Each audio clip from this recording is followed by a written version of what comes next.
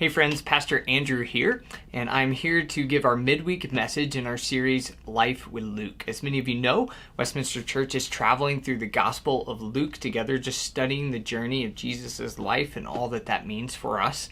And each week we try to give a midweek message where we just talk a little bit deeper about where we are in that journey.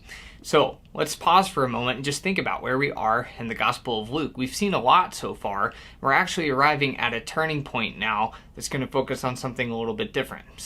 So far we've seen Jesus enter into the world through absolutely ordinary people like Mary, Joseph, Zechariah, and Elizabeth.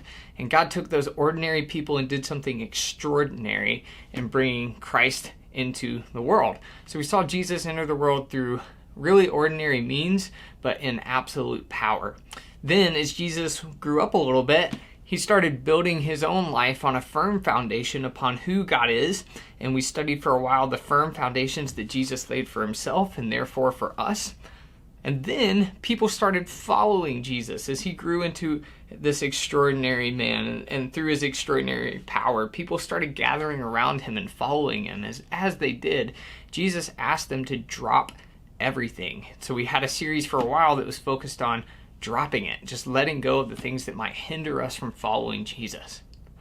Now, these people have gathered around Jesus, and he's going to start doing something even a step further. He's going to start asking people to refill their lives with actual actions and things that they could do to serve and to love God and love their neighbor. So it's no longer just building a foundation. It's no longer just dropping away the things that could get in the way of following Jesus. It's actually embracing actions that will help us to fulfill who God has created us to be. So this past week, we started to see that unfold as Jesus performed two different healings.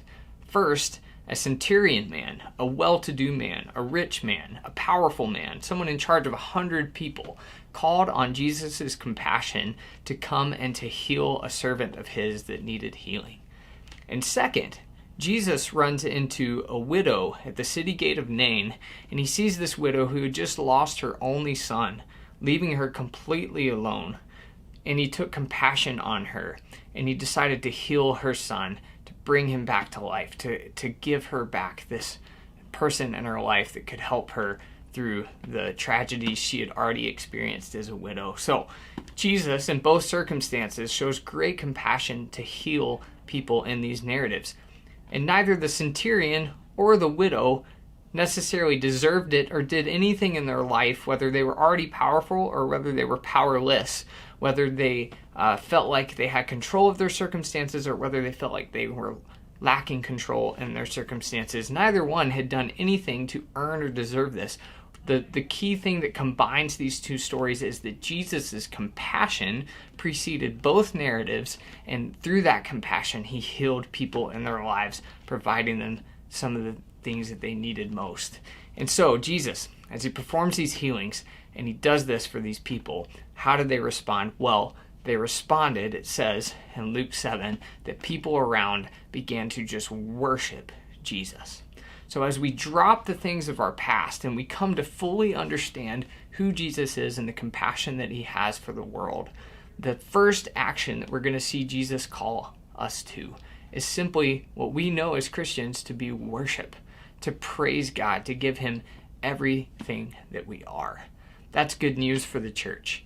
That's good news for a church like ours who has people in it in all different circumstances. People like the centurion who are in powerful places with lots of money and resources at their feet. And there's also people in our congregation, in our church, who are struggling right now, who feel like they don't have control over the things that they need in life, who need a little bit of help.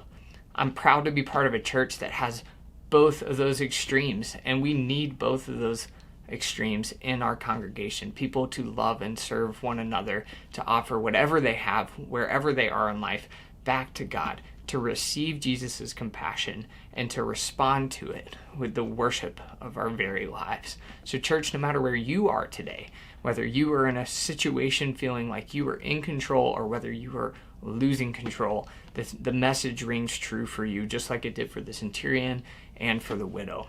We are to respond to Jesus' compassion with our utter and total worship of who God is and all that he wants to do in the world.